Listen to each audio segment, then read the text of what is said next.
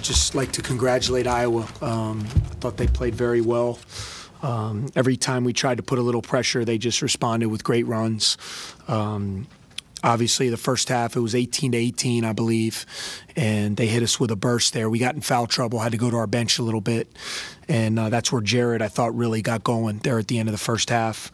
And he's a special player, unique player, very tough guy to guard and can hurt you in a lot of different ways. Then I was proud of how we came out in the second half. You know, we cut it from 16 to 9 there. I thought we had a little bit of momentum. We got 4 or 5 stops in a row, and a big play. And I don't know. I still don't know how we did, but off of a dead ball turnover, we didn't communicate, and we left Jock on the left side, and you know, he hit a 3. They got to stop. He comes right down and hits about another 3, and then all of a sudden it's a 15-point game.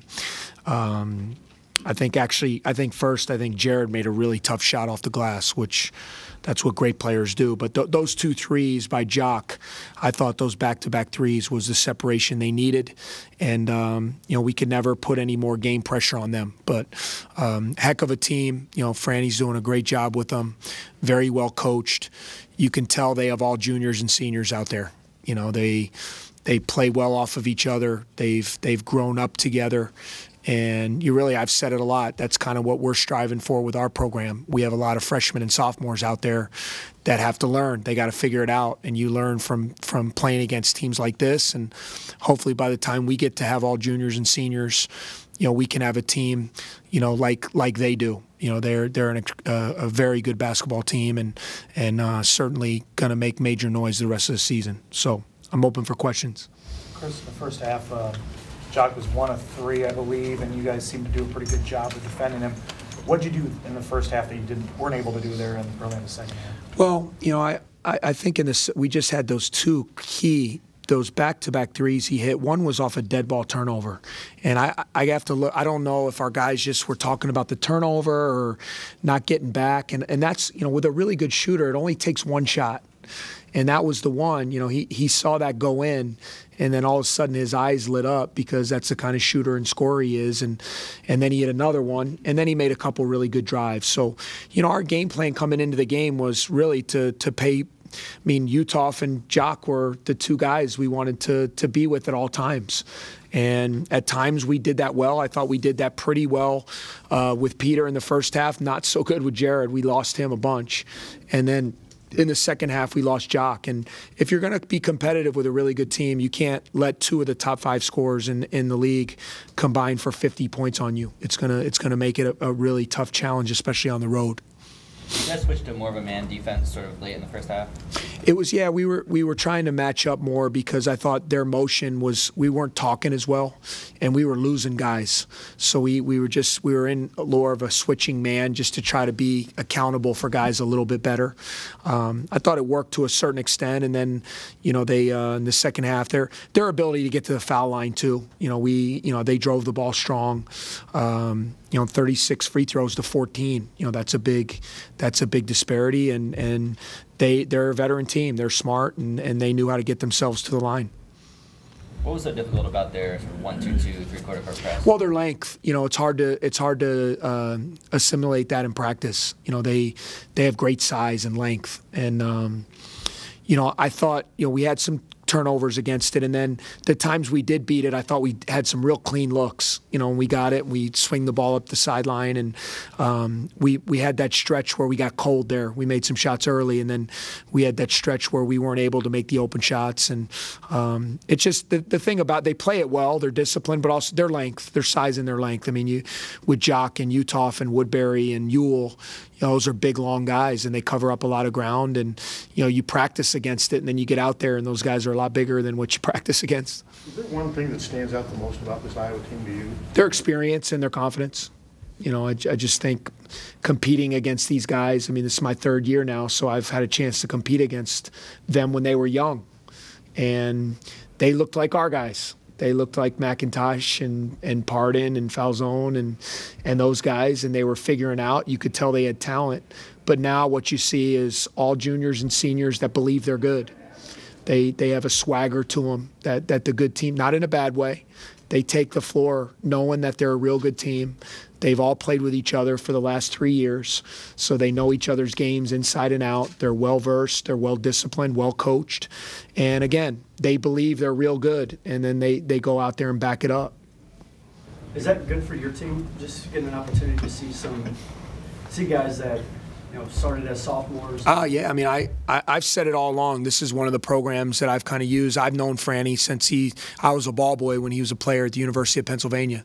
I was a kid, and I used to watch him play back when he was White Magic. And so I've known him since I've been a little guy. And we've been family friends, and I've always admired the jobs he's done at every place. And when I took over Northwestern, he was one of the programs that I looked what he took over here at Iowa, and he had to build it piece by piece. You get out and you have to recruit the right guys. You got to get maybe the guy who's a little bit under the radar that you believe in, and you work with them and you develop them. And now you see the fruits of that labor. They're all juniors and seniors, and they took their lumps when they were young, and they fought and they won their fair share and lost. And now you're seeing the result of what they've built over the last 4 years. And to me, it's a great role model of what we're trying to do with our program. And I look out on the floor, and McIntosh is a sophomore, and Falzone's a freshman, and Pardon's a freshman, and Lindsey's a sophomore, and Vic Law, who's not even with us, one of our best guys, is sitting out as he'll be a sophomore next year.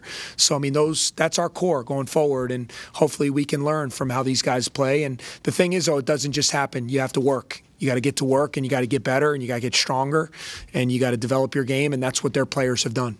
How difficult of a stretch has this been for you and your team, the young team, to go from Maryland and Michigan State, Indiana, Iowa? Yeah, it's a tough stretch. Probably maybe the 4 best teams in the league. Yeah, 3 on the road. Yeah. This is character building, obviously. For sure. But how does this help or does this hurt your? Well, you got to hope that it helps. I mean, the last couple games it's tough because we got a little bit beaten down. We got beaten down. We played Maryland great on the road, had a chance to win.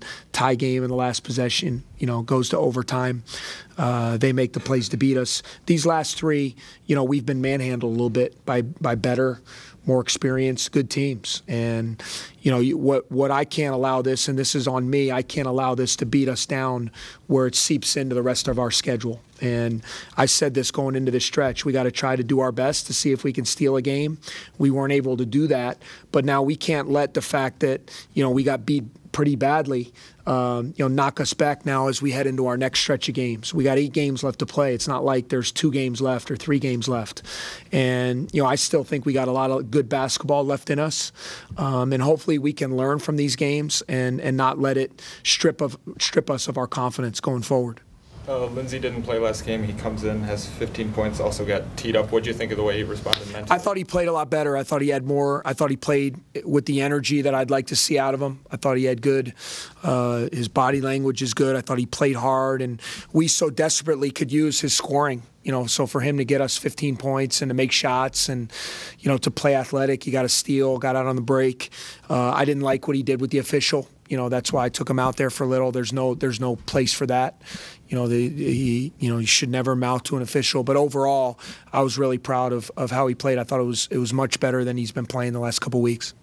It looked like Bryant on multiple occasions was like tugging his shirt, asking to come out of the game. He looked a bit tired. Was that the product of this 4-game stretch, do you think, or was it more just what Iowa was doing? Yeah, I think they put a lot of pressure on you. I think they push the ball and then they're pressing him, and we don't have a lot. I mean, he's got to play heavy minutes, so we used our timeouts. I got him out a couple times, and I tell him to tell me when he needs one. So I mean, I think we've talked about when he needs a minute or two to tell him I'll either take a timeout or I'll take him out. And I think in the first half we were able to get a full timeout, the next dead ball, and he was able to catch his breath a little bit. But certainly we need him to play really well. I mean, it's just like Iowa. They need Utah and Jock to play really well.